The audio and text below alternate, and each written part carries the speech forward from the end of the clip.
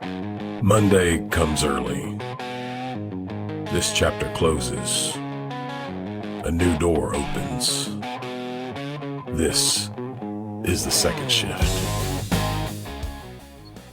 You know, it's funny. I've never really felt burned out in emergency medicine, and I've worked a ton of shifts, but it's always because I was doing other things. So I'd always say, well, I'm a physician and the and is kind of what saved me. You know, I was going back to school, I was starting the business, I was doing whatever. I would always look forward to the whatever. When I was doing the whatever, I'd always look forward to like, oh man, I miss going in the ER. John Shufeldt has an MD, an MBA, and a JD. He founded an urgent care business before urgent care was a thing. He sold an early telemedicine company to Walmart. And last year, he put his name on a medical school at Arizona State University. On paper, he's the guy who figured it out. Absolutely. He's the apex predator. But what we wanted to know is what it actually cost. The years of not taking a salary, the helicopter he had to sell, and whether stay hungry, stay humble is a philosophy or a brand. So what we got was someone who's thought a lot about success, what it is and what it isn't. Here's our conversation with John Shufeldt. Welcome to the Second Shift podcast, everybody. My name is Bryan Jepson. I'm a certified financial planner and a now retired emergency medicine physician. I'm here with my co-host, Aaron Milledge. Aaron. Good to be here, as always. Fourth episode. Yeah, we're moving right along. We're almost on two hands. We'll get there. Yeah. So I'm excited to introduce today's guest to you. Like our first guest, Stephen Anderson, our guest today has a very long bio and let's very be honest. accomplished. This is a multi-page CV. This is we're going to get into multi-page this. CV. Yes, indeed. So name is John Shufeldt. John, thank you for coming. I'm going to go over your bio here for a minute and hit some highlights, and then we'll get in deep. But we appreciate you being here. Pleasure to be here. Thanks, gents. All right. So, John, I'm going to read the first paragraph of the bio verbatim, and then I'm going to hit some highlights, and then we're going to drill. So, Dr. John Shufeldt is an EM physician and a healthcare entrepreneur with more than 3 decades of experience building companies, training physicians, and serving communities. In October 2025, he made headlines with a donation to Arizona State University, funding the John Shufeldt School of Medicine and Medical Engineering, designed to train the next generation of innovative physicians in partnership with Honor Health. I'm going to interrupt myself here for a minute. I think that is very unique and very awesome, and I'm excited to hear more about that combined medical school. But let's hit a few of the other highlights first. So, pioneered a lot of different things under your entrepreneurship hat. You started a company very early on in the urgent care space called NextCare Incorporated. You started, it sounds like a very early telemedicine company, Milledge. In 2010, you started a company that deals with Native American healthcare, tribal health. You started a company that is a multinational drug development company, VivaMed. You currently run a venture capital, health tech venture capital firm called Accelerant Ventures. You're a TED speaker. You're a lecturer at Sandra Day O'Connor College of Law at ASU. You have an MD, an MBA, and a JD. It sounds like you're either just easily bored or insatiable in terms of your need to make a difference in the world. I let you go both ways. I'm bored and insatiable. Okay. So the final thing on here is you close every email, and again, this is something that I want to dive into deeper. You close every email with your signature, stay hungry and stay humble. So, I think that given all the things that you've done, staying humble must be difficult. And so I'm interested in number one, why that's your tagline. Number two, how you make it happen, how you live it, given all that you've done. Well, the fun answer is I've seen myself naked, so it's easy to stay humble that way. But I also know myself, and it's even easier to stay humble. I mean, I barely graduated from high school. It's easy to be humble. I've made every mistake in the book, some of them embarrassing and hysterical, and so it's pretty easy to stay humble. And it's it's that old saying in car and power. It's it's I'm still learning, and I do feel like you know we only get to know a fraction of what's available to know, so it's pretty easy to be humble. Yeah, that's fantastic. Let me ask another question, kind of get things started, and then Aaron, I'll let you jump in. But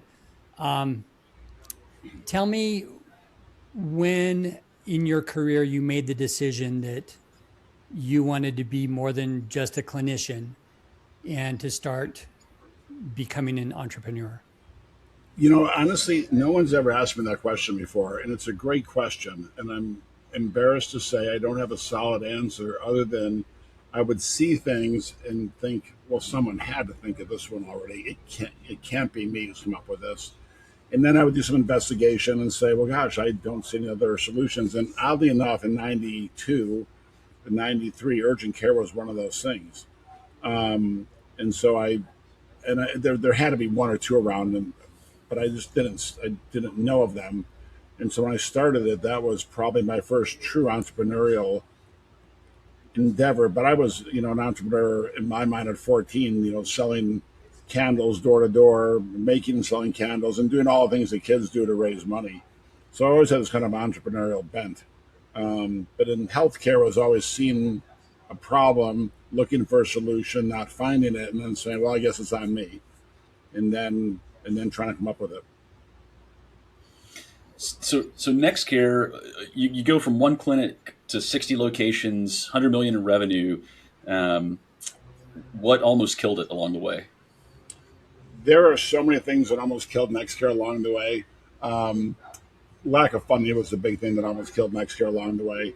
I triple mortgaged the house. I always tell a story. I was 2 days away from not making payroll, and I had this helicopter that I absolutely loved, this old 500C model. I flew back and forth to work every day, and someone came and said, "I'll offer you $250,000 for it." And I think I bought it for $150,000. I put some money into it, but I knew that if I sold it, I could make payroll for the month. And it was one of those, happy, unhappy days where you're like, "Oh my God, thank God I can make payroll." And the helicopter I loved was flying away.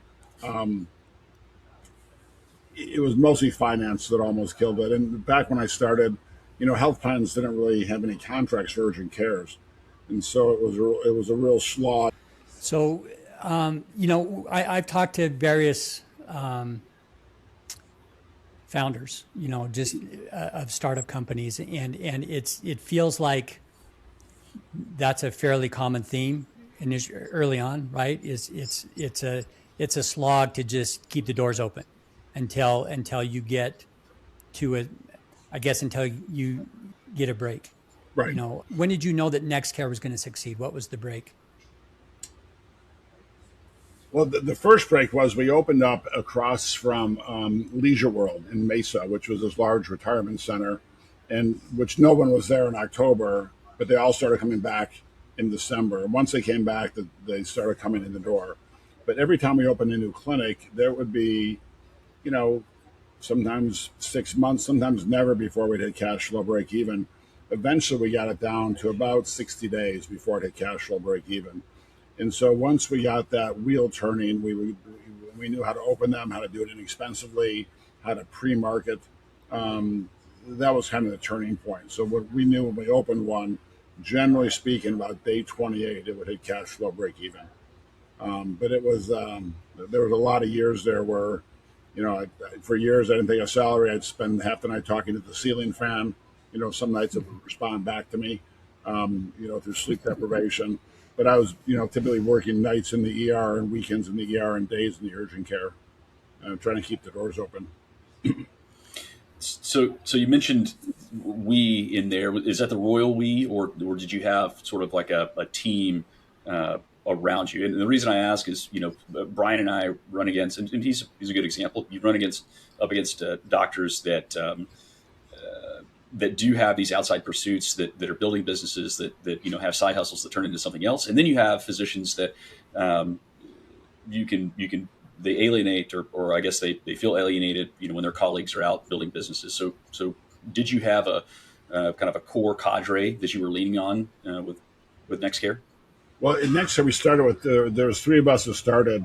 One guy bailed out within the first 2 weeks, wanted his money back. The second guy, who I'm friends with to this day, said, "Look, I'll do one of these with you, but I just don't have the. It's just not my mindset to do more than one." So it was really kind of just me after the first one, and then the gentleman who I opened it with just became medical director for all the other ones for years and years. And wonderful guy, but the first guy bailed out early. And so, but it was, I guess up to me to make sure the doors stayed open. And it was, I mean, you look back and at the time it was like, wow, this is kind of a slide, but you look back and say, that was a blast. It was the best time ever. But there was a lot of days when it was just like, are you killing me? Or are you kidding me? There was a day when I was working, it didn't start out as NextCare, it was called Arizona Family and Urgent Care. And so I was working on, it was 4th of July and I'm there and I heard somebody answer the phone, "Thank you for calling off fuck." And I said, "Well, what?" And she looked at me and she goes, "Off fuck, Arizona Family and Urgent Care." And I was like, how did I miss this? And so soon thereafter became NextCare. But there were so many of those, like, are you kidding me, moments along the way. You'd like, okay, I never thought that would happen, but it was a lot of fun. I have to ask, so how, if I had to take, you built companies, sold companies, now you invest in companies, and I say, John, you can only do one of these from now on. What version of that work is most satisfying? Which one would you pick from this point forward?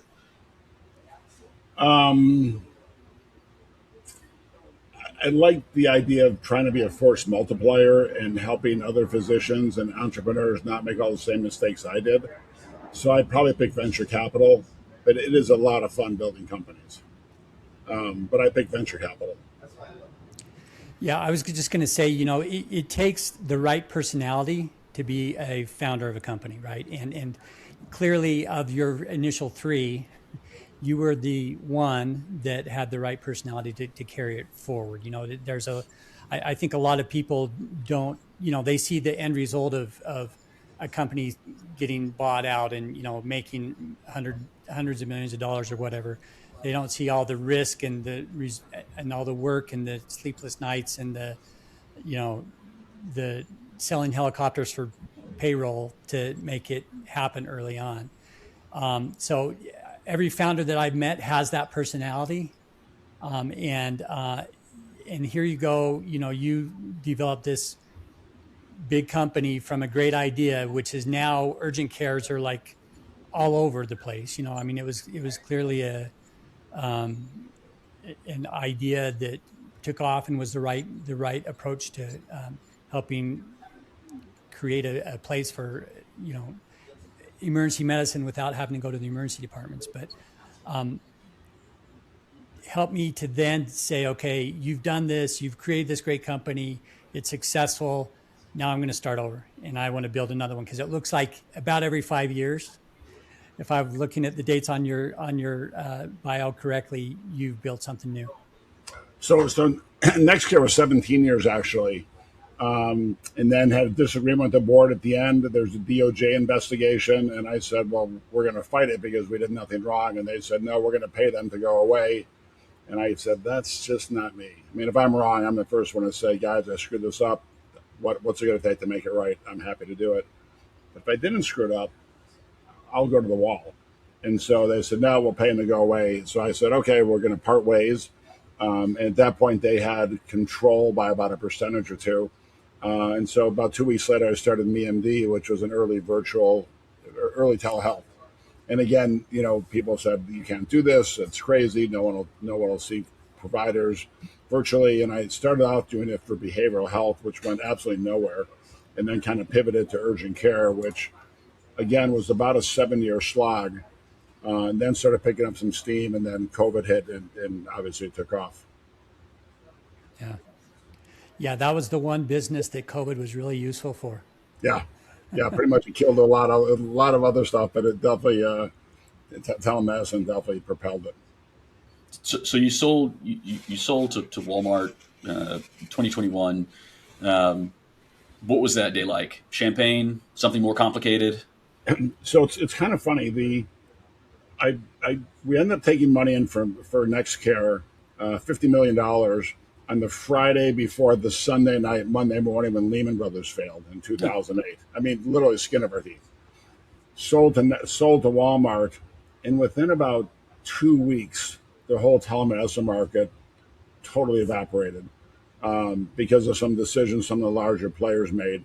So the market was still there; it was still profitable, did all those things, but they made some challenges and then just crushed their stock price. And so that was a fun day. Walmart was a phenomenal company to sell. I mean, they were the 900-pound gorilla, but they were class X the entire way. Their CEO was amazing and just had a great relationship with them. I was super impressed. And I'd probably been into Walmart 2 times in my life before that. The challenge that they had there, they just weren't quite then yet set up to do healthcare. And so they slogged along for about 3 years and finally one day just said, we're out. And then now MD exists under a company called Fabric that bought it from Walmart. But it was a fun day. Yeah, I bet. So when did you stop working clinical shifts, or have you? I really haven't. Until very recently, I was still working on the res, and I'll still continue to. I was always kind of the doctor of last resort, and so the beauty of flying is most of the reservations at airports right next to them or on them, and I can literally jump in the plane and fly and work a shift, and fly back or work a couple of shifts. So if it was in Arizona, I'd fly the helicopter. If it was in South Dakota or Oklahoma, I'd fly the jet, work some shifts, and turn around and fly back. And I loved it. And I loved working in Native America, indigenous lands, because those folks are so deserving and have been so under cared for millennia. So it's time to pay back. Yeah, I was going to ask, why tribal health? What led you to looking at that problem, which is a big problem that most people haven't found a solution for? What led you to tackle that? Embarrassment. I was inner city ED doc. I took care of a lot of people who were Native American, but I had the opportunity to work as a chief medical officer up in San Carlos, which is 90 miles east of Phoenix, fifth largest city in the country. And I remember there was another contract group that managed the emergency department. They were just sketchy is the best way to describe them. It fell apart. And so the CEO said, hey, John, can you take over the emergency department? And I said, well, yeah, I've done that literally for 30 years. So, yeah, I'm happy to. So I was working one day, kind of fat, dumb, and happy. And this guy comes in. He's big, heavy-set guy. I end up having to intubate him. His respiratory failure. He's so big, we fly him out on a Blackhawk. A couple of weeks later, I see him in the hospital. I'm like, hey, what happened to you? And he goes, I don't know. I said, you have sleep apnea, I bet, don't you? He goes, yeah. And I said, I have sleep apnea. Can I get you a machine? He goes, no, John, I have a machine. I go, well, and he was a big dude. I said, well, does your mask not fit? I can get you a bigger mask. He goes, no, I think my mask fits. I said, well, what happened? He goes, I don't have electricity, John. And that was my ultimate aha moment of this isn't fair. And that literally was it. And so we started bidding on these contracts around the U.S. And I loved working there because, again, they're very deserving. There's a lot of medical challenges that they have, and they're ripe for help, and they're very deserving. What you can't do is go in there and say, you can't be the white savior and go in there and say, I'm here to fix it all. You've got to go in there and shut up and listen and have some humility and say, I don't know what everything you need, but I'm here to listen. If I can help, count me in. And that seems to work. So on the medical side of things, tell me some of the innovations that the tribal health brought in that weren't there before. And what was your focus of? We're going to do this better. Well, what needed to do? This will shock you. Board certified physicians. It was. I mean, it's again. Or physicians. Well, yeah, or physicians, but they weren't used to board certified physicians, and then everything that goes along with board certified emergency medicine, all the tools and tricks we use to practice medicine, a lot of places just didn't have them. It was unheard of, and there's some of these hospitals where I was the first board certified physician they had in there, and I'm sure they had great physicians. I mean, and I'm not one of the Mayo brothers, believe me, but I'm sure they had some solid physicians, but they weren't board certified, so they did not have the level of training that, Bryan, that you had. And so they weren't used to that level of care. And that was one of the larger things. And then, we were flying specialists up to San Carlos, 1 or 2 times a month, everybody from bariatric surgery to plastic surgery to internal medicine to infectious disease and endocrinology, as opposed to the patients coming down to Phoenix, which was very difficult for them. We'd fly the doctors up to the patients, and that worked really well. And then during COVID, we went around the country. I think we had 37 hospitals and taught the staff of those hospitals how to manage critically ill patients. We had a team of critical care docs and some EM docs and great nurses and RTs, and we basically taught them because they'd have these sick patients, and they're used to having a sick patient being like, okay, we're transferring you, but there's nowhere to transfer them. So now they had a sick patient, they had to manage them for sometimes 2 and 3 days. Yeah. No, that's fantastic. I've worked some in critical access hospitals, and it's a different type of medicine for sure. And I've always thought it's interesting that people who work in level 1 trauma centers, which I've done as well, they're afraid to go out to a critical access hospital because you're there by yourself. I mean, you have to manage it. And sometimes it does take hours, if not days, to get some of these sick people out. So, yep. Yeah, you've been there. That's exactly it. So as you kind of had that epiphany, seeing the side of tribal medicine that was unbeknownst to you before, just the lacking of the basics, maybe some things that certainly we take for granted. But I assume that sort of your worldview changed as this new information came. And so I'm curious, like at that point going forward, looking backwards, what's something you believed early on in your career that turned out to be completely wrong? It was, I know there's clearly healthcare disparity. I mean, anybody who works in an inner city hospital knows there's huge healthcare disparities in the U.S. I was blissfully unaware or ignorant of how significant those disparities were, particularly in tribal lands, to the point of embarrassment. Like, how can this be the United States, and how can we allow people not to have running water, not to have electricity, not to have a level of care that's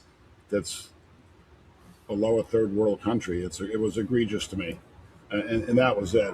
And the other thing is, Bryan will probably I'd likely agree with this. It's done. Emergency medicine's done a couple of things for me. One is my construct is, you want to be the calmest person in the room. And Aaron, I know, as a fighter pilot, that's integral to I'm sure, to your life and Bryan's. But anybody who works in an emergency department, walking out of a shift on your own 2 feet, breathing on your own, roof over your head, going to a car, there is absolutely nothing you should ever complain about. I always say my worst day is 100 times better than most of my patients' best day. So what on earth can I ever complain about? So that was kind of the construct. So like I want to anchor on that sort of realization or sort of that introspection of gratitude and humility, and sort of recognizing sort of the disparity that exists not only in healthcare, but I mean, obviously, if we're moving into, or your endeavors are moving into running a VC fund that's aimed at sort of democratizing access, does that dovetail with sort of this recognition of disparity? Totally. It's increased access, increased quality, and lower costs is kind of the 3-legged stool. And the fourth one is actually having providers who are well cared for. So there's been a large people leaving medicine, a lot of moral injury or burnout, they call it, but also a lot of, it's being a physician and a nurse as well. It's a full contact sport, and we do very little to care for each other. That's not true. The system does very little to care for the people in the system. And I'm sure Bryan can echo this. We see a lot of our compatriots who really struggle. And the problem is, if you're a physician and with a mental health issue, and you raise your hand and say, I've got a mental health issue, it's like going to Catholic school. You've got the permanent check mark. And forever you're saying, on every application and everything. And I don't think that's fair, nor is it right. Yeah, no, I think that that's very well said and very important to say is, I mean, I think that's why burnout in emergency medicine in particular is so high, because we're in often a kind of a thankless specialty if you look at the whole medical system, but just in general, the system and it seems like it's getting worse. It's not built for physicians. It's No, built for insurance companies, hospital groups, and that's a change. It didn't used to be that way, I don't think, or at least maybe less that way. But it seems like it's becoming more and more that way, which I think is driving a lot of the moral injury and the burnout because it's hard to stay in that environment if you don't feel like you have any ownership over what's happening. it's funny. I've always, one of the things I've never really felt burned out in emergency medicine, and I've worked a ton of shifts, but it's always because I was doing other things. So I'd always get to say, well, I'm a physician and the and is kind of what saved me. I was going back to school, I was starting the business, I was doing whatever. I would always look forward to the whatever. When I was doing the whatever, I'd always look forward to like, oh man, I miss going in the ER. So I think that really helped me. I've got a lot of people over the last year or so who watched The Pit, and I don't know, Brian, if you've watched it, but it's one episode. But then I decided it was too much like work. So exactly, totally true. But they did a phenomenal job. It's compressed, but they did a phenomenal job. I had more people say to me, "Wait, that's what you do?" And I go, well, it's spread out a little bit. You don't get 26 patients in an hour who are all dying, but they did a phenomenal job of the realism of emergency medicine. yeah, I've heard that. Like I said, when I was in residency, ER came out. I was in residency when ER was popular. My wife watched it, and she come home or I come home and she wanted me to watch it with her, and I just, number one, I couldn't because I had to keep criticizing the things that they were doing. Say, no, that's not what. But mostly it was just it felt like going to work, and I wanted to be away from work. And now with the Pit coming out, I've heard great, wonderful things about it as a review. But again, it's kind of at this time in my life when I was like, I need to leave, I'm trying to get away from this rather than pull it in. But I bet in 5 years I'll want to go watch it and really. They did a nice job. So John, the both and kind of struck me because we had these conversations with ourselves internally. Like Bryan and I have the conversations like, hey, how do you define yourself? Well, it's a both and. Or how do you keep yourself grounded? Well, both and that could be a lot of things. Hey, I'm a pilot and a financial advisor. I'm a physician and a business owner. I'm a whatever. Husband and father. What you kind of pick your lane there. But I'm curious. You've had so many both ands. Like if I bumped into you at a bar and I was buy you a drink and it's like, hey, which one is actually you? You're a doctor, a lawyer, entrepreneur, investor, philanthropist. What would you tell me? I was born to be a doctor. That's home for me. Since I was 5 years old, I was like, now I wasn't quite sure I'd do there since I truly barely got out of high school. But for me, in my head at least, I was born to be a physician. And so you mentioned some challenges and setbacks, and this is the second time you mentioned the high school. Like what was the one, I guess, life defining, worldview defining challenge or setback where you're like, okay, learned my lesson. I barely made it through this, and now I'm going to apply this going forward. I think it was as easy as just the belief in myself. When I went to college, I started dating a girl who studied a lot. A guy across the hall who I was friends with studied a lot. If I wanted to hang out with him, I ended up studying. And his roommate said, I want to go to medical school. And I said, I've always wanted to go to, I was a sociology major. I said, I always want to go to medical school. And I thought to myself, well, God, if he can do it, maybe I could do it too. And so I started studying. I'm like, oh my God, I got an A, like first A in my life. And then I got another A. And then I'm like, holy cow, I think I can do this. And that's literally when it started. It was a simple, like, oh, maybe I'm not an idiot. So let me carry that on a little bit. Now you're an MD, you're a doctor, and I don't know, is your neighbor a lawyer or something, or what took you to the next step of now I need to be a JD? Well, so when I started NextCare, I had zero business knowledge, and again, I was kind of entrepreneurial, but I couldn't read a financial model. I couldn't write a financial model. So I better learn how to do that. So in '93, I went back, got an MBA, and I totally loved it. 2 years. And then I try to go back about every 10 years. And so then at some point I thought, there's going to be a time when I don't want to, and maybe I'll get injured or hurt or sick and I can't do emergency medicine.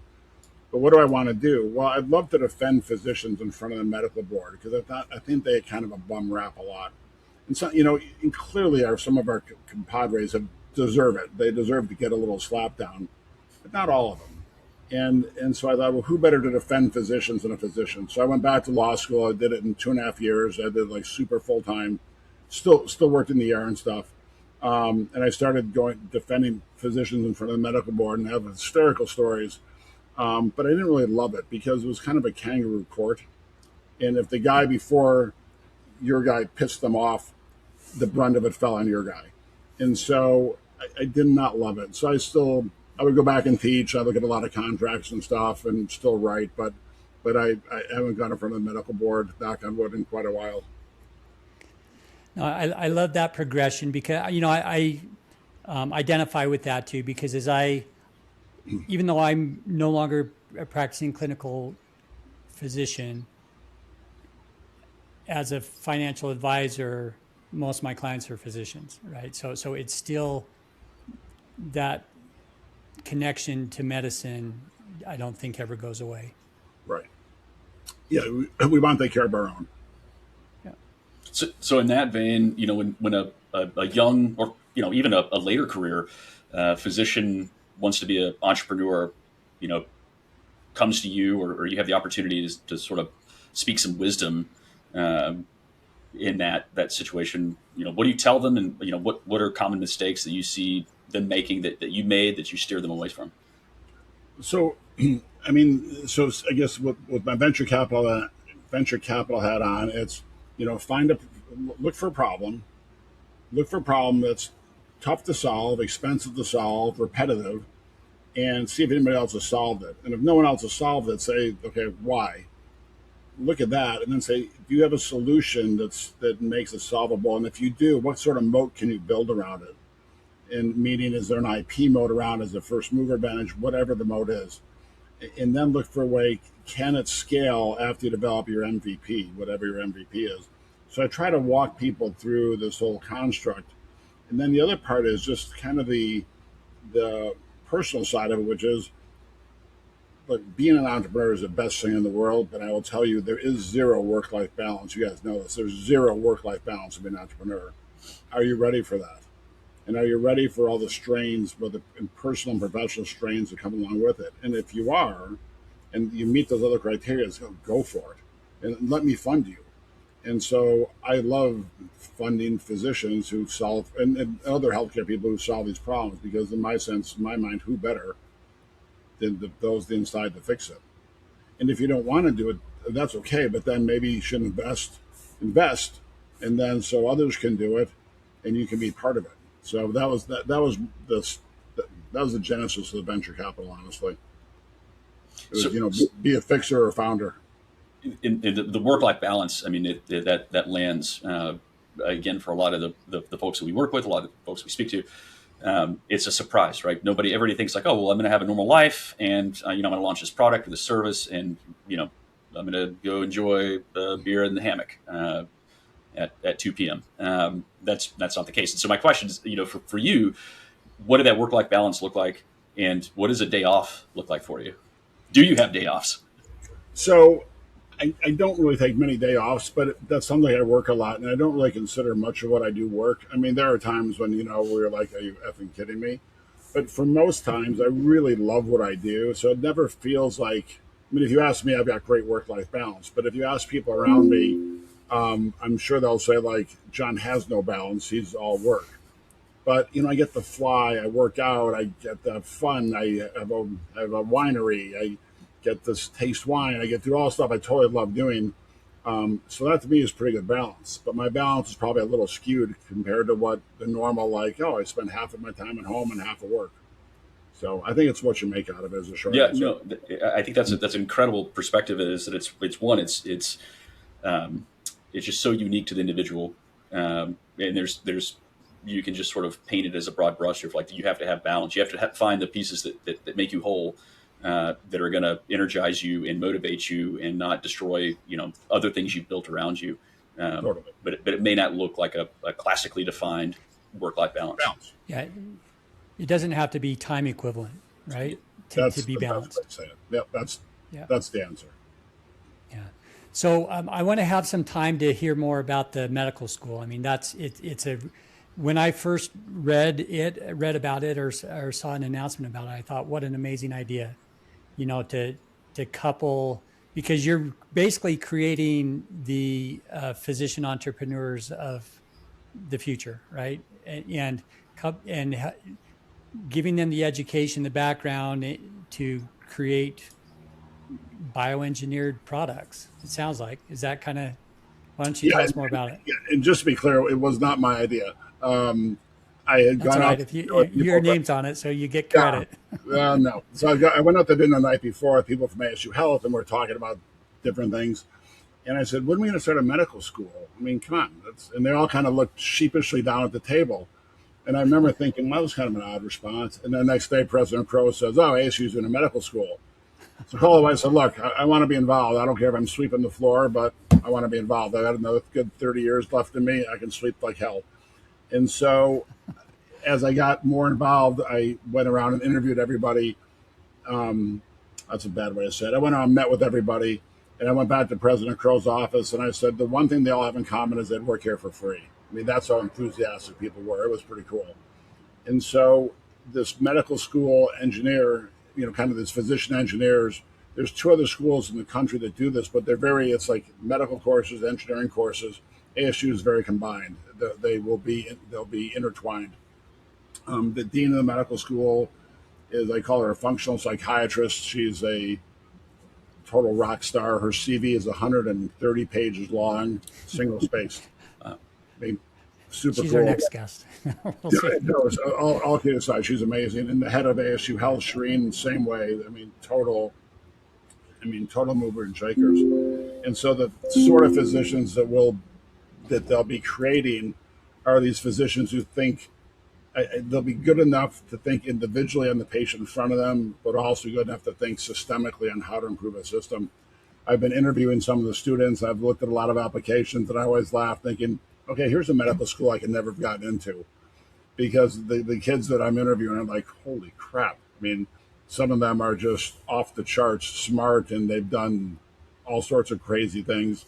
It gives me a lot of hope for the future of healthcare. Well, to me, just the fact that you would apply to that medical school, realizing that you get a dual degree in medical engineering and medicine, that sets you apart as a different breed of physician, right? Because most physicians who end up changing the world kind of, I don't want to say fall into it, but that's not their original goal. Their original goal is to become a doctor and take care of patients. But then they're smart enough that they can go in and see the problem and come up with a solution. But you're breeding a group of physicians that are looking for the problems from the very beginning, which I think is a fascinating and brilliant idea. Yeah, it's exactly right. So I'm super excited to be involved in it. Is that the legacy? I mean, like when you're gone, at the end of the day, what do you want people to remember? Is it the companies, the schools, something else? The recognition of disparity in tribal medicine? What is that? I would hope I would be remembered as someone who was kind. If that's how I'm remembered, I will be thrilled. Just someone who's kind. And through all, irrespective of the ventures, that's sort of the thread that ties everything together. I think so. I mean, I've seen it It's a pebble in a pond effect. And I was funny. I was texting with this young lady last night. I mentored her when she was 16. She's now a full partner, a breast surgeon on the East Coast, total rock star. And she's texted me and said, we were talking about back and forth. She said, "Oh, I'm meeting somebody," and they talked about the medical school. And I said, she said, "Oh, he's my mentor. I got into medical school because of him." I said, No. I said, "You got into medical school because of you. I may have given you some guidance. Some of it may have been okay along the way, but you got into medical school. It was nothing to do with me." But I like that pay it forward sort of aspect that we get to do as physicians when we are around medical students and undergrad and residents. Because I know, Bryan, and Aaron too, you've seen fighter pilots who were your predecessors, and you go, "Here's what I learned from you. I don't want to be like you." And we grew up with physicians where, like, you might be brilliant, but I don't want to be like you. And so, hopefully people who've met with all three of us said, "Wow, they did this. I want to be like them." You want to be the good example that pays it forward, not the example that's like, "I don't know what I want to do, but it ain't going to be that." I think that's really well said because, kindness and just civility, especially in medicine, Yeah. but I'm sure in plenty of other kind of high impact driven fields they stand out. It stands out, and if you stand out in a good way like that, it's a magnet, and people want to be around you, and they want to learn from you, and that gives you more opportunity to grow and do the things that you like to do. So yeah, absolutely, kindness seeds success, I would say. And it's a ridiculously low bar. I mean, Yeah, how hard is yeah, it to be kind? And you look around yeah, today, and you look at all the things we see in society, in the news, where people just simply are not kind to each other, and you're like, "That, how hard is this?" We all yeah. share 99.3% of our genetic information. We're all basically twins. So how can you ever discriminate or be prejudiced or bigoted or anything? I mean, we're all twins. Yeah, no, It strikes me as great odd. perspective. It is. All right, so let's start wrapping it up a little bit. That we could keep talking forever. I think. I mean, you're just so interesting to have so many great experiences and things that you've done. But what we do at the close of our podcast is we put you in the hot seat for a minute. Oh no. We call it the reckoning. And so we basically, Aaron is going to deliver a few questions, just, short answers, no hedging. Give us what's top of mind, and then we'll go from there. It's like word Aaron. association. Yeah, it doesn't have to be that short, but yes. Okay, good.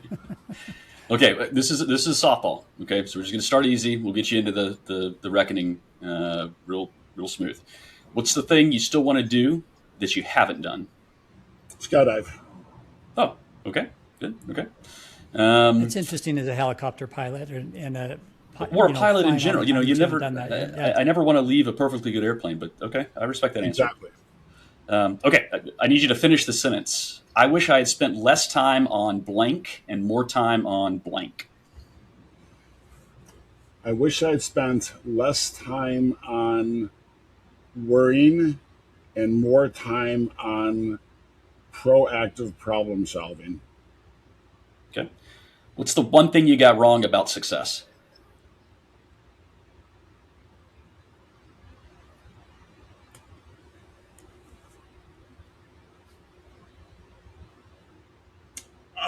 Wow, that's a tough one. The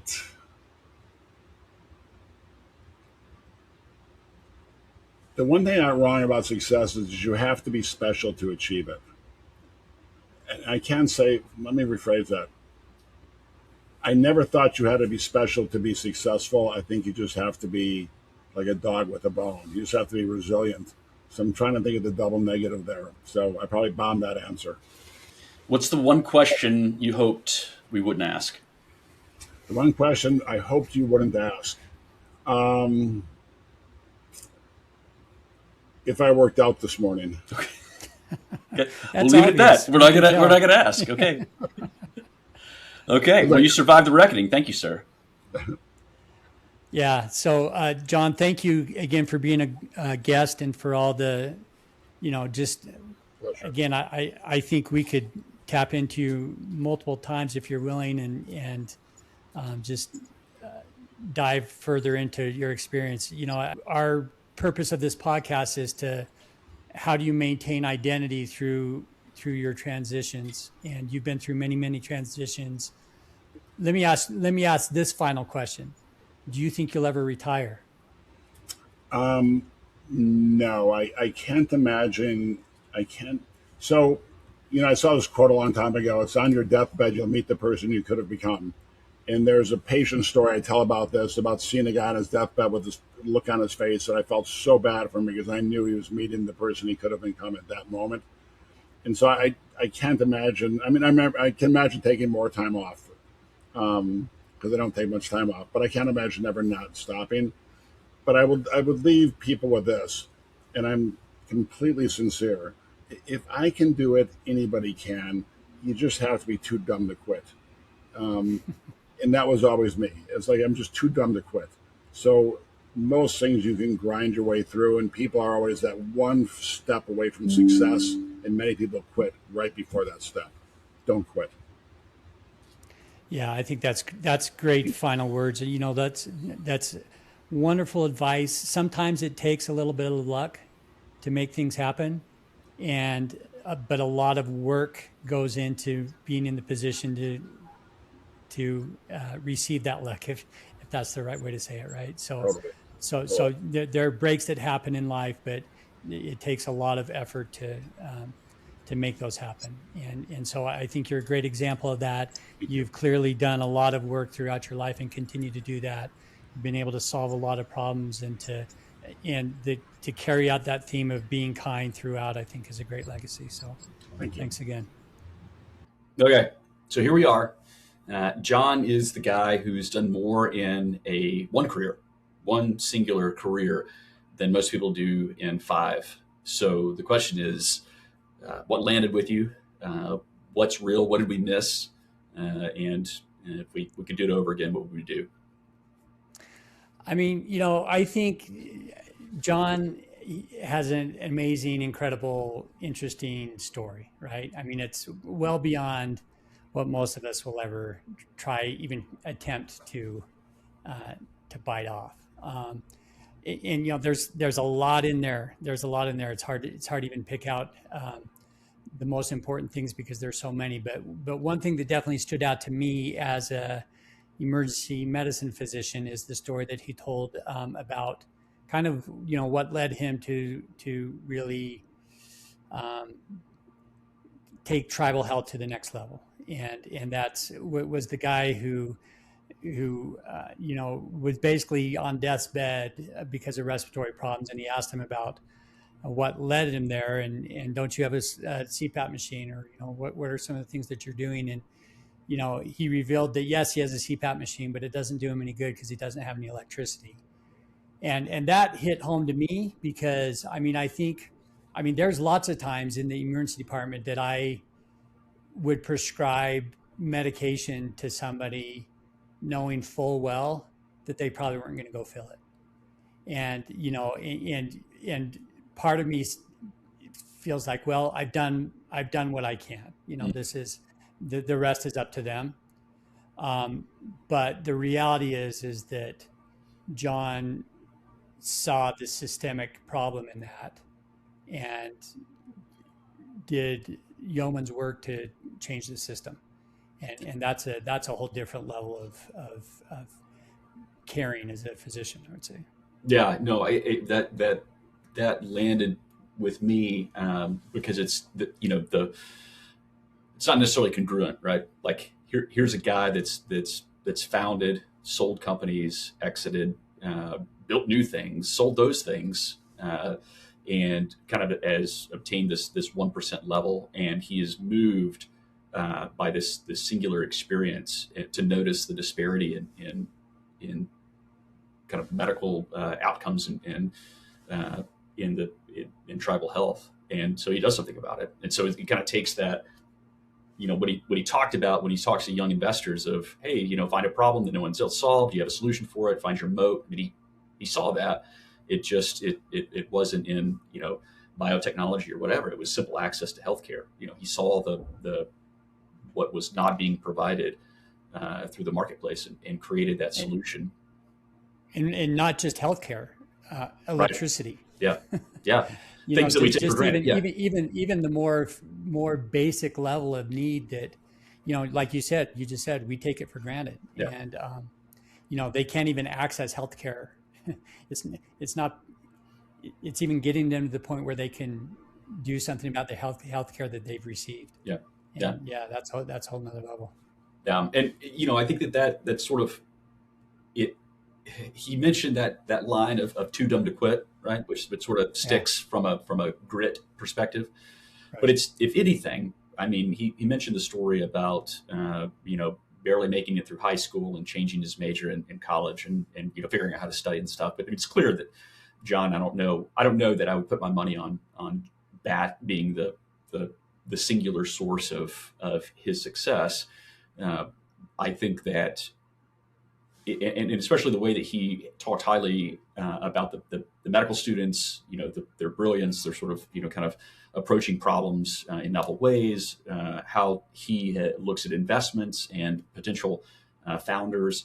This is not the language or action of a guy who just brute forces his way through things, right? There's a lot of deliberate thought and analysis going on. And so it struck me that was his sort of, response was, I was just too dumb to quit.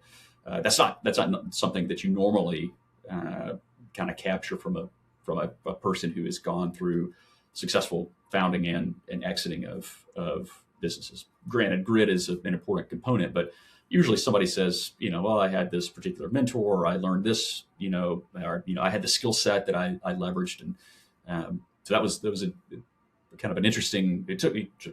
Gave me pause when he said that.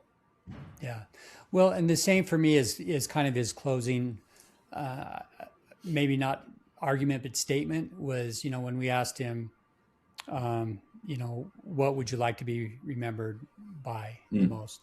And again, a guy who has incredible list of accomplishments over his life. And remember what he said? Kind. When do you remember it as kind? Being kind.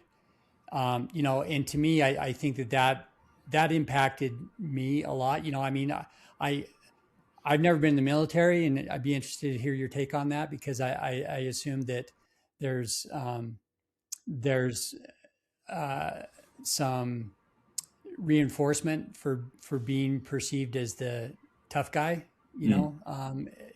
among leadership to those that you're leading. I can tell you in medicine, there's a couple of different kinds of doctors that, even outside of training that are there, just working with colleagues in a hospital system. And one is the doctor that nobody likes to talk to. Yeah. Because they're just, that they're just going to berate you for things that you don't have any control over. They're just angry and upset, and they just don't, they're irritated that you're calling them to require more work of them. Or there's the other doctor on the other side of that's very collegial, very kind, very helpful. And those are the two, and then there's a lot of people that are kind of in between. But those are the two types of doctors that are remembered and talked about. and guess who people want to be around and want to look at, kind of look up to and seek help from, and be menteed by.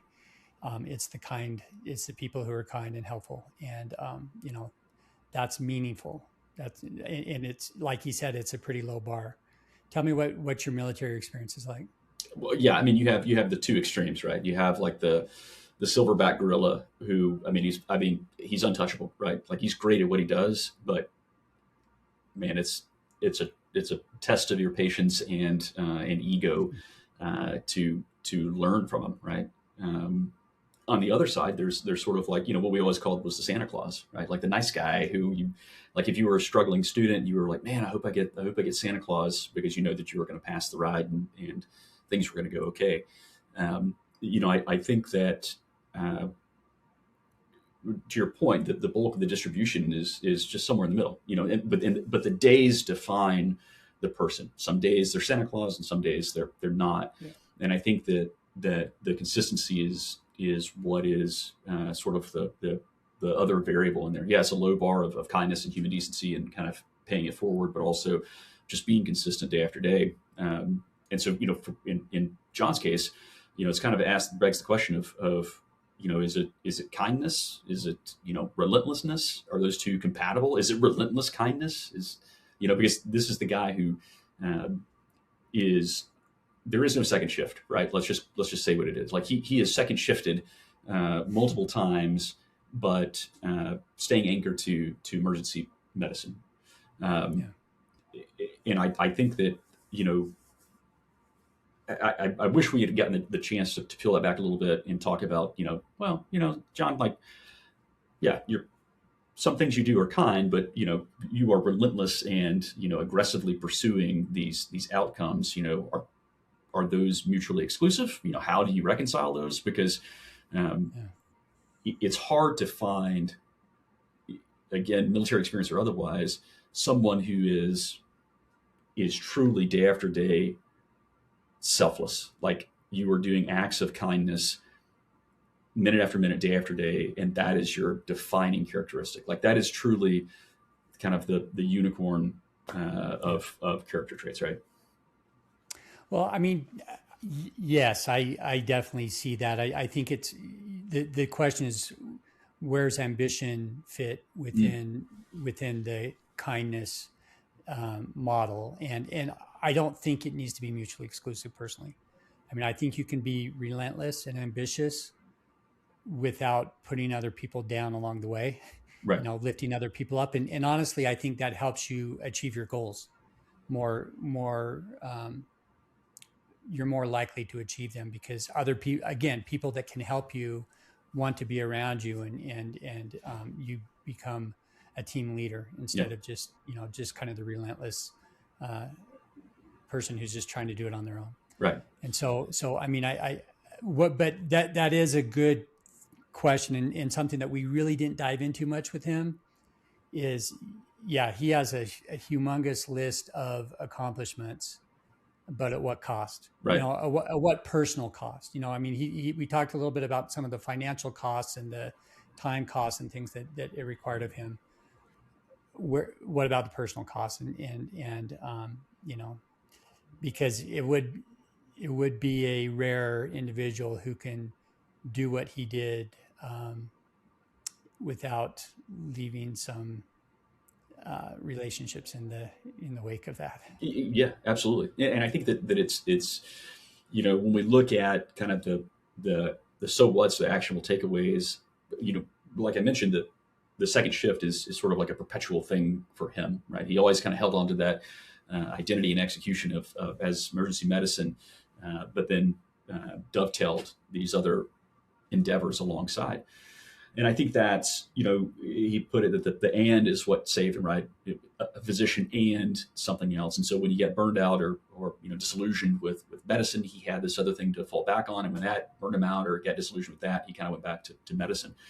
And I think that's great. And I think that's sort of that's a thread that we've pulled on a couple of times with the second shift of having, optionality in something that defines purpose for you.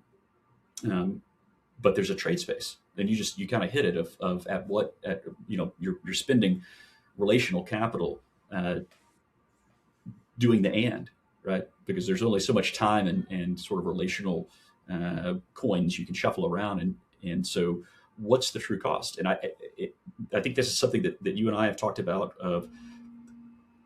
I don't know that people go through the thought experiment of, I need either the second shift transition or finding other things that dovetail with what they're doing to add a level of intellectual stimulation or whatever, and they fail to take in the the impact to relationships. And I think that's a huge takeaway. It was an unspoken takeaway, right? But as we look back and sort of deconstruct this, I think that's the question that keeps coming back is what's the relational cost to run this and model of physician, executive, business owner, and something else. How much horse trading do you have to do with your relationships to make that happen? Yeah. Interesting show though. Fascinating guy. Definitely appreciate everything that he gave to us. I want a quick reckoning with you. Okay. So you just retired from medicine, right? I did.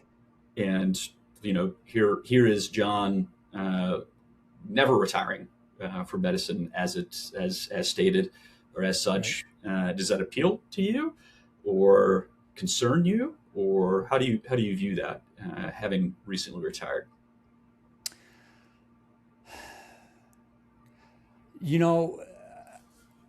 Yes, I've retired from medicine, but I'm not retired, so it doesn't feel maybe the same as it would if I had just retired. Yeah. Because since I'm just as busy, if not busier, doing what I'm doing now as I was just working shifts in the emergency department, I still am facing the same battle and balance of relationship capital versus work and interest capital. And so I'll be honest, there are some things that he said that kind of pulled me back and say, medicine is cool. I appreciate that part of it. And some of what he said that said, I really like what I'm doing outside of medicine on the business development side and all that kind of stuff. So, but maybe what it left me with is, it's okay that I'm not retiring, because part of my persona is staying busy. And again, I think the biggest balance for me is feeding that without losing the balance with my family. Right on. Okay. Well, I'll do an unsolicited reckoning to myself. As I thought about that, I was reminded of, I think it's Heraclitus, somebody that's listening that knows Greek philosophers better than I do. Now, this is the second time you mentioned him, so you got really? to get it right next time. Okay. It always comes back to no man steps in the same river twice, right? Because it's not the same river and he's not the same man. Right. And so, we look back on these previously kind of identity defining, high achieving careers. And I'm sure you remember like the awesome parts, like you said, like the cool parts of medicine. Medicine is cool, but like what's conveniently hidden by our brains is like all of the baggage and sort of the pounds of flesh that you have to exchange to extract that coolness. And I think that was, I felt myself kind of going through that mental exercise of thinking about that as John was talking about the kind of the both and going back and forth and always kind of keeping one foot in the old river, as it were. Yeah. Awesome. Well, thank you, Aaron. That is our show. Thank you for listening to our 4th episode of the 2ndShift podcast, where we talk about how to successfully navigate the often challenging transition from a high impact career. We appreciate our guest, Dr. John Shufeldt. For more information about him, check out the show notes. And if you're interested in learning more about our financial planning services, check us out at targetedwealthsolutions.com. You can find links to all of our episodes at the 2nd SecondShift podcast.com. And if you found this podcast useful, please subscribe and tell your friends. Take care, everybody.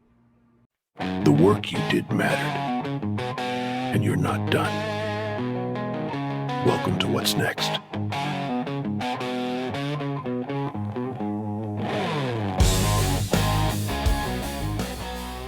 Thank you for listening to The 2nd Shift. If this conversation landed with you, please download our free guide called The 2nd Shift Blueprint. 5 questions you and your partner should discuss before any major transition. Get it at secondshiftpodcast.com. That's 2ndShiftpodcast.com. And if you're approaching a transition and want to talk through the financial strategy, we offer a complimentary 30-minute second shift audit. Details are at secondshiftpodcast.com/audit. Join us next week for another great episode. And remember, your life and identity doesn't end with retirement. It's just entering its second shift. The content shared in this podcast is intended for educational and entertainment purposes only and should not be considered personal financial advice. You should always consult with a financial professional to determine what is appropriate for your individual circumstances.